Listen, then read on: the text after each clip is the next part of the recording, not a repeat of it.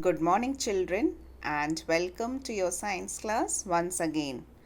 So, today and tomorrow we will be revising the chapters which we have already completed, the two chapters. So, today we will be taking up the first chapter, Nutrition in Plants. The summary of this chapter I'll share, and your work today is to read this chapter properly from your books and go through your exercises and question answers very well, and any doubts or queries kindly contact me on my number. So in this plants we have learned that the basic activities which all living organisms perform in order to maintain and continue their lives, it is called as life process, out of which the various basic life processes are nutrition, respiration, growth, excretion, reproduction, response to stimuli, etc. And in this chapter, we have discussed nutrition in detail. So, what is nutrition? The process of taking or consuming and utilizing that food is called as nutrition. So, what is food? Substances from which an organism can derive energy and materials for its growth and development or maintenance.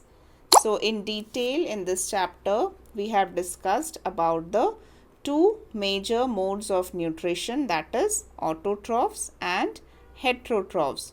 So, what are autotrophs?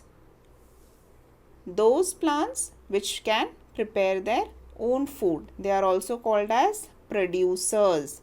Example are green plants.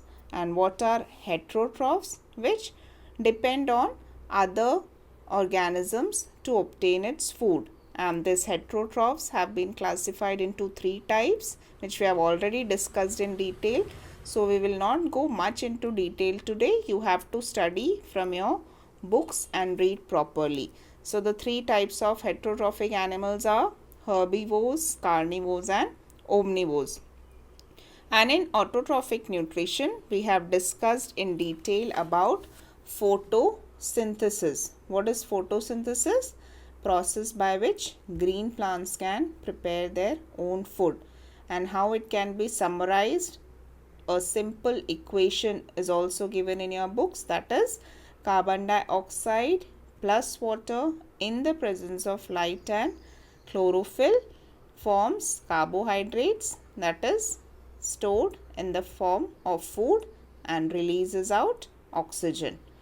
And the exchange of the gases takes place through the tiny pores which are present on the leaf, which are called as stomata. So go through these parts properly. Apart from this, we have also discussed the major difference between heterotrophs and autotrophs. So go through it well.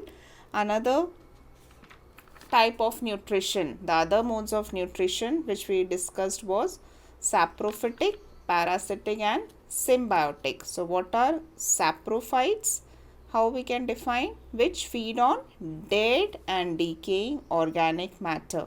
And these plants, they do not have green color. The most common example which we had discussed was mushroom, fungi, yeast, etc.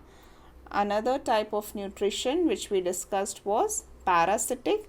That are those organisms which take or derive its food from the living body of another organism. And what were the examples of parasites? The examples which we come across was dodder, cuscuta, and we also have partial parasite, that is mistletoe. Next important mode of nutrition was symbiotic nutrition, in which there is association of two different type of organism and both the organisms are mutually benefited. The most common example which we discussed was lichen. So go through all these different types of modes of nutrition. Read this chapter properly from your book, and any queries you can contact me on my number. So this was for today, that you have to revise this chapter, and based on this go through your exercises properly. Any doubt, you can contact me.